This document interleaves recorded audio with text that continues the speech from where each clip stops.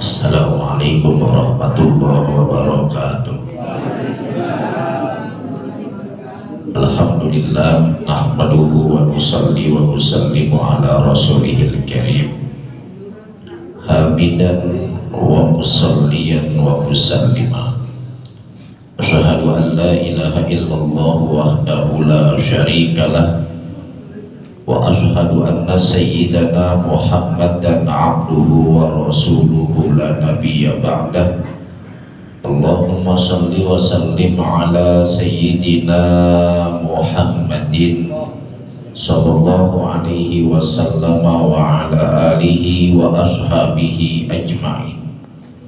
Amma ba'du, hadratan mukarramin wal muhtaramin, para alim, para ulama, kiai asatis, tokoh sepuh, sesepuh, bini sepuh masyarakat, para orang tua, para aparatur pemerintah, bil khusus yang sama-sama kita hormati, guru sekaligus orang tua kami, pengasuh Majelis Ta'lim Al-Fanur Al-Mukarram Bapak Kiai Haji Dr. Andes Ahmad Fauzi, serta keluarga besar beliau, bil khusus tokoh masyarakat kita Bapak Haji Muhammad Isnaini, Bapak Ibu saudara-saudari sekalian jamaah Majelis Ta'lim Al-Fanur, sholat sunnah tarawih dan sholat sunnah witir. Malam ini alhamdulillah kita berkumpul bersama. Tentu kita awali dengan puji syukur kepada Rabbul Jalil Allah Subhanahu wa Ta'ala, dengan sholawat serta seiring salam tak lupa kita sampaikan kepada Nabi Muhammad sallallahu alaihi wasallam serta keluarga, sahabat dan pengikutnya sekalian yang taat ila yaumil qiyamah. Tahadus min ni'mah dan idkhalis surur di malam yang ke-12 ini, setelah kita melaksanakan 11 hari puasa di bulan suci Ramadan. Kalau habis tarawih kita mendengarin ceramah kayaknya pala ada nyeng-nyengan romannya. Pertama belum masuk nasi, padahal udah makan lontong 5, risol 5, tahu 5, es campur 2 mangkok, tapi belum disebut makan, orang balik terus kalau belum udah nasi.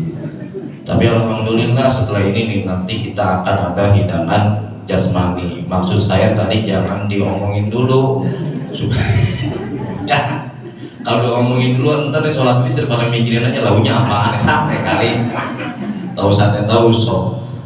Tapi alhamdulillah yang penting kita masih sehat afiat, terus istiqomah dalam iman kita dan mudawamah dalam takwa kita, dan mudah-mudahan kita disampaikan di hari kemenangan, di hari yang Idul Fitri dalam keadaan sehat afiat. Bapak Ibu saudara-saudari sekalian jamaah salat sunnah tarawih dan witir Majelis Al-Fanur di bulan suci Ramadan yang setiap tahun kita lewati bersama ini, tentu banyak momentum emas. Yang pertama ialah ketika Allah gambarkan di dalam Al-Quran, kita diperintahkan oleh Allah Subhanahu wa Ta'ala di tahun kedua Hijriyah ketika Rasul hijrah dari Makkah ke Yasrib. Ya ayyuhalladzina amanu kutiba alaikumus syiyamu kama kutiba alal ladzina min qablikum la'allakum tattaqun. Itu kewajiban puasa buat kita. Kemudian yang kedua di bulan suci Ramadan ialah bulan di mana diturunkannya Al-Qur'an. Syahrul Ramadan alladzi unzila fihil Qur'an hudal linnasi wa bayyinatin minal huda wal furqan. Dan ada beberapa peristiwa penting di dalam bulan suci Ramadan, yang salah satunya tepat pada hari ini 11 Ramadan kita mengenang wafatnya seorang wanita yang amat tangguh, yang menjunjung tinggi ya'lu wa la yu'la alaih, yang mendukung akan perjuangan Rasul, sekaligus ia merupakan istri Rasul Shallallahu Alaihi Wasallam, yaitu Sayyidah Khadijah Al-Kubra. Makamnya di Ma'labu di Mekah. Makanya kalau pengen ziarah ke makam Sayyidah Khadijah, besok ketok rumah guru kita Kiai Haji Ahmad Fauzi Baudi 35 juta. Insya Allah kita datang ke sono. Mau yang 9 hari atau 12 hari tinggal pilih. Diskon ada, 2 juta dipotong, tenang aja, jangan khawatir. Makamnya di Ma'lab. Ini seorang wanita yang luar biasa, Bu. Pelajaran penting buat kita sebagai umat Rasul Shallallahu Alaihi Wasallam dari sosok perempuan hebat ini. Bukan hanya kaum wanita yang mempelajari dari kisahnya, tapi kita sebagai orang laki, Pak, penting mempelajari kisah Sayyidah Khadijah radhiyallahu anha. Ketika Rasul itu begitu amat cintanya dengan Sayyidah Khadijah yang terus-menerus mendukung perjuangan Islam, membelanjakan hartanya Sayyidah Khadijah, hampir seperempat dari kekuasaan di Mekah ialah punyanya Khadijah, tapi dia selalu mengutamakan Islam untuk mendukung dakwahnya Rasul Shallallahu Alaihi Wasallam. Demi ya'lu wa la yu'la alaih, Islam tidak ada pudar, tidak ada sirnanya, selalu eksis terus sampai yaumul kiamah, yang tentu kita sebagai umat Nabi akan selalu menjunjung tinggi itu dengan iman dan takwa kita. Amin ya rabbal alamin. Meninggal dunia ketika Sayyidah Khadijah di bulan suci Ramadan, tanggal 10 Ramadan, tanggal 11 Ramadan di tahun 10 kenabian. Ketika sakitnya pun tidak menyusahkan dari Nabi Muhammad SAW. Ketika hidupnya beliau begitu amat luar biasa cintanya sama suami, ngomongnya pelan, sama laki beda sama kita. Kalau ngomong bentak-bentak mulu ya, kalau kita beda sama Sayyidah Khadijah. Kalau Sayyidah Khadijah bu, Nabi baru pulang kerja lah, capek habis dagang. Laki kita baru pulang ojek, laki kita baru pulang habis dagang, kerja di pabrik jam 4 sore udah pulang. Mana gajiannya masih lama, lebaran gajian kita kagak ada gajiannya. Saya heran habis buat apa, bayar utang, anak 5, pilek semua yang satu amplop, repot urusan.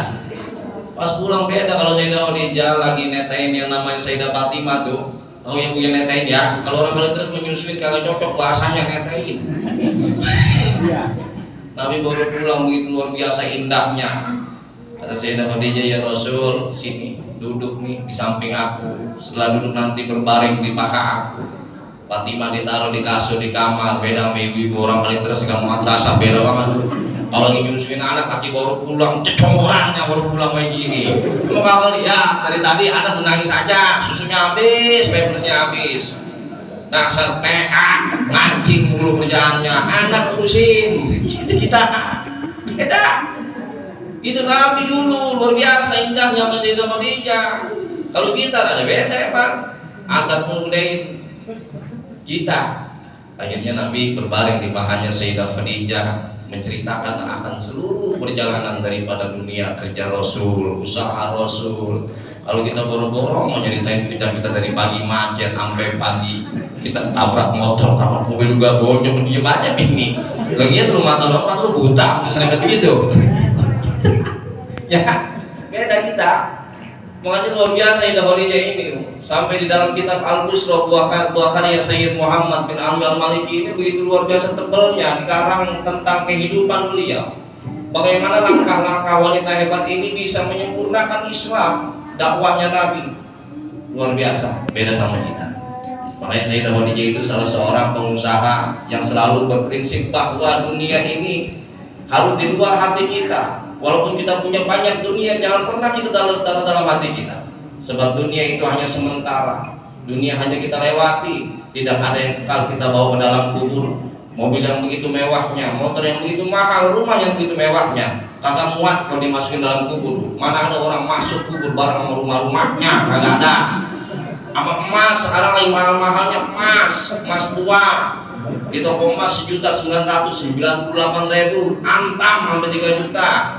Mati kita bawa dalam kubur sohor, begitu mah malu saya gali, mendingan didatengin kuburannya ketahuan. Ya, ini Sayyidah Khadijah luar biasa perjuangannya. Makanya sampai dalam beberapa riwayat itu, dalam kitab Al-Busra, dengan teguhnya keimanan beliau, takwanya beliau kepada Allah Subhanahu wa Ta'ala, sampai beliau itu mengerahkan semuanya akan dunianya untuk dakwah Nabi. Tidak ada yang dia miliki kecuali iman dan takwa pada Allah Subhanahu wa Ta'ala. Hartanya semuanya dikasih Nabi untuk perjuangan Nabi. Sampai riwayat ketika Sayyidah Khadijah ini meninggal dunia, ada satu pernyataan yang begitu amat luar biasa, membuat hati Nabi begitu sedih. Ya Rasul, andaikan nanti aku meninggal dunia, kemudian semua harta berdakwah habis, engkau berdakwah terus menerus, lanjutkanlah. Ketika engkau ingin menyeberangi sungai, ambillah tanah kuburku untuk menguruk sungai itu, dan engkau supaya lewat daripada tanah yang ada di kuburku itu yang telah menjadi urukan sungai tersebut. Beda sama kita, ya beda sama kita. Kalau bini lagi sakit 3 hari lagi udah koma, kita mikir dalam hati, ya Allah biar cepetan ya Allah, jangan lama-lama nyusahin. Kita ya udah dililit di rumah sakit 5 hari 5 malam di ICU, pakai perban, infusan udah habis 7 biji. Kita datang ke rumah kayak minta air kagak baik-baik, akhirnya dia datang ke musola, nggak pernah ke musola, dia datang ke musola. Ya Allah, biar cepet ya Allah, Allahumma inna nas'aluka husnal khotimah, ya Allah, amin ya Allah. Coba itu, kagak pernah datang ke musola, tiba-tiba datang ke musola bilang sakit.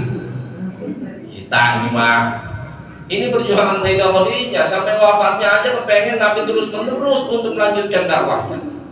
Bagaimana seorang wanita yang begitu amat tangguhnya, tidak pernah kenal lelah untuk ibadah kepada Allah, imannya selalu tegak, takwanya selalu dijunjung tinggi untuk bermunajat kepada Allah. Bagaimana hidupnya istiqomah, bagaimana hidupnya ini mudawamah dengan takwanya. Dengan itu Sayyidah Khadijah menginginkan kita semua sebagai umat Nabi Muhammad SAW, bagaimana caranya hidup dengan harta benda yang halal, usaha kita, apapun yang kita bangun sebagai pekerja maupun pengusaha. Sayyidah Khadijah dan menunggu kalau kita dagang, kita usaha, kita kerja dari tangan kita sendiri. Itu luar biasa indahnya. Makanya kata Nabi, kadal fakru ayyakuna kufron. Kita ini disuruh nyari duit di dunia supaya kita nggak dalam keadaan yang fakir. Kalau fakir kita dapat menyebabkan kepada kekufuran, dapat menggadaikan keimanan kita dan ketakwaan kita karena dunia yang kita belum punya. Lama-kelamaan dia bosan juga bininya, bang kalau begini terus bang, udah 10 tahun bang kita kagak ada kemajuannya. Rumah tangga setiap bulan gaji cuma 500.000, setiap hari dikejar-kejar sama bang keliling bang. Ini solusinya bagaimana bang? Udah kalau begini kita datang ke Gunung Karang aja. Enggak ampuh bang, kamu enggak ampuh enggak? Kata tetangga saya Gunung Kawi bang, Gunung Kawi. Dia datang sono. Macam-macam gunung didatengin sama dia, sampai ke puncak-puncak Gunung Pangrango. Mau ngapain Gunung Pangrango? Tuh kayak anak muda aja.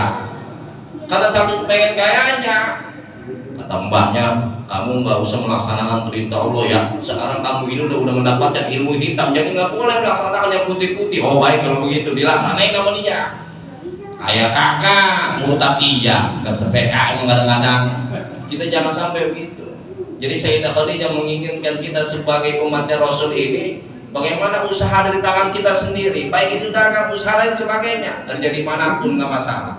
Yang penting halal, kemudian kita bisa membelanjakan harta kita wa mimma razaqnahum yunfiqun, di jalan Allah Subhanahu wa taala. Ada sedikit daripada sedikitnya harta kita untuk diberikan kepada orang lain. Kalau ngarepin banyak dulu kita nggak sedekah-sedekah Bapak Ibu, nggak sedekah-sedekah. Kita zakat fitrah setahun cuma 3,5 liter atau 2,5 kilo setahun. Enggak setahun sekarung, enggak cuma 2,5 kilo doang atau 3,5 liter. Kalau pemerintah misalnya ada kias makisun alih iletnya dijadiin duit 50.000 ya silahkan aja, nggak masalah. Yang penting kita harus berpikir bahwa Allah itu nggak nyuruh kita setiap tahun zakat fitrah sampai 5 karung kakak. Tapi dikit yang Allah suruh buat kita itu supaya membersihkan daripada harta kita. Bagaimana harta kita tentunya banyak dari langkah-langkah subhat kita, dari langkah-langkah yang kurang baik menurut Allah Subhanahu wa taala. Mungkin karena kita suka lupa, suka hilaf sebagai manusia, maka bulan suci Ramadan mengajarkan kita bagaimana kita menegakkan wa mimma razaqnahum yunfiqun dalam hidup kita. Salah satunya zakat fitrah, kemudian sedekah, infak lain sebagainya. Bukan cuma harta dunia, tapi dengan ilmu boleh, dengan senyuman boleh, dengan silaturahim boleh, dengan saling memaafkan juga boleh. Tentunya itu adalah perintah agama yang harus kita tegakkan menuju surganya Allah Subhanahu wa taala. Kata Rasul, "Mana qasad shadaqatun min mal faliyazdat." Ketika kita bersedekah di jalan Allah, maka Allah akan tambahkan rezeki buat kita. Akan selalu bertambah faliyazdat. Nggak pernah berkurang itu harta kita. Sekalipun misalnya kita sedekah pagi 20.000 sampai seminggu ini nggak nambah duit kita, tapi sehat kita nambah, itu namanya rezeki. Anak kita sehat namanya rezeki. Kagak ancekan masuk puskesmas saban minggu, masuk puskesmas. Nggak ancekan masuk rumah sakit diinfus saban seminggu juga kagak. Itu namanya rezeki dari Allah Subhanahu wa taala. Saya pengen ngobrolnya lama tapi nasi udah dingin. Ya mudah-mudahan banyak manfaatnya. Tahun waktu kita lanjut kembali, sehat afiat, kita istiqomah dalam iman dan mudawamah dalam takwa. Wallahul muwaffiq ila aqwamit thariq. Assalamualaikum warahmatullahi wabarakatuh.